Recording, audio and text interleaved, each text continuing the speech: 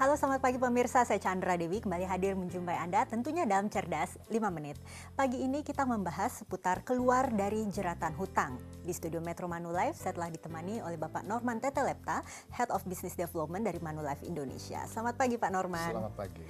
Pak Norman, pembahasan pagi ini cukup menarik ini Pak. Kiranya apa yang harus kita lakukan ketika kita terbelit masalah hutang Pak? Ya, jadi yang paling utama yang kita harus lakukan adalah jangan lari.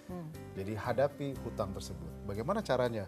Saya bisa datang ke lembaga pemberi hutang tadi. Jadi misalnya bank, saya datang ke bank, saya bicara sama mereka bahwa saya punya masalah begini, saya punya masalah dalam membayar pinjaman tersebut, saya perlu waktu, bicarakan semuanya. Ya. Jadi kalau sudah dibicarakan, maka biasanya akan ada solusi dari bank tersebut.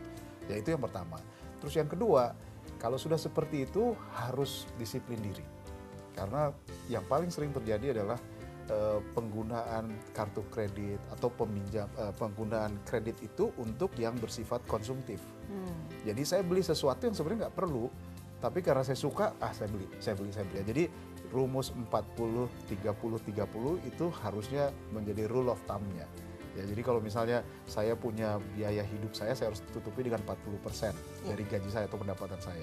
Kemudian 30% itu saya bisa tutupi untuk hutang-hutang saya. Termasuk kalau saya ada pinjaman rumah, di bagian 30% itu saya harus tutupi.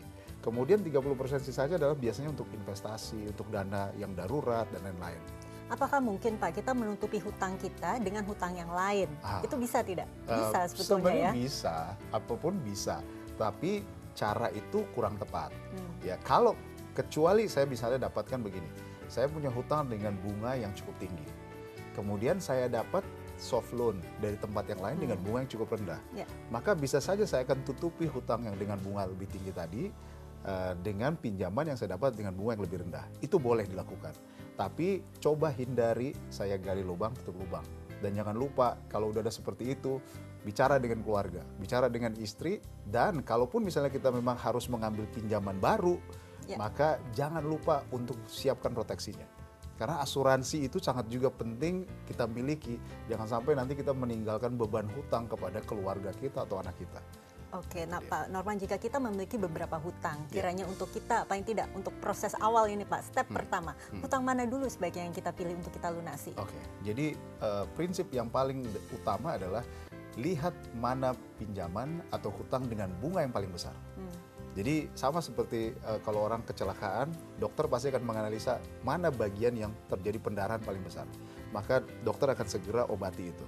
Nah setelah kita tahu bunga yang paling besar mana, kita cari solusinya seperti apa, baru kita akan mulai tutupi yang lain-lain. Jadi yang paling utama adalah tutupi yang besar dulu.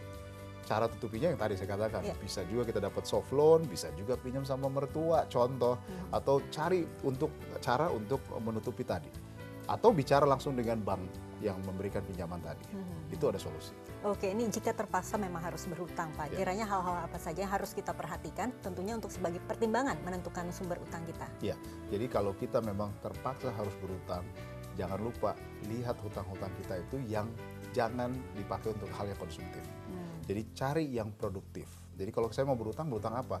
Saya sudah punya rumah, rumah itu termasuk yang konsumtif. Tapi kalau sudah punya satu, jangan beli dua.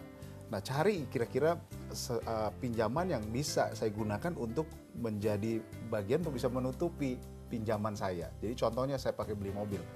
Mobil itu saya pakai untuk menambah income saya, misalnya bisa disewa atau bisa dipakai sebagai sesuatu yang produktif. Nah, itu lebih baik daripada kita cari untuk konsumtif, saya pakai lagi, nggak ada gunanya. Oke, tapi sebetulnya kita ini Pak di dalam kehidupan kita mungkin tidak sih kita tidak memiliki hutang sama sekali?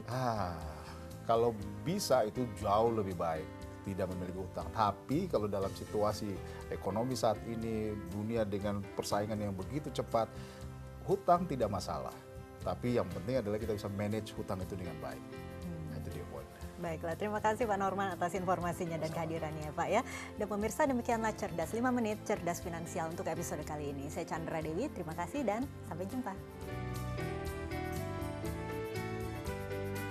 Dipersembahkan oleh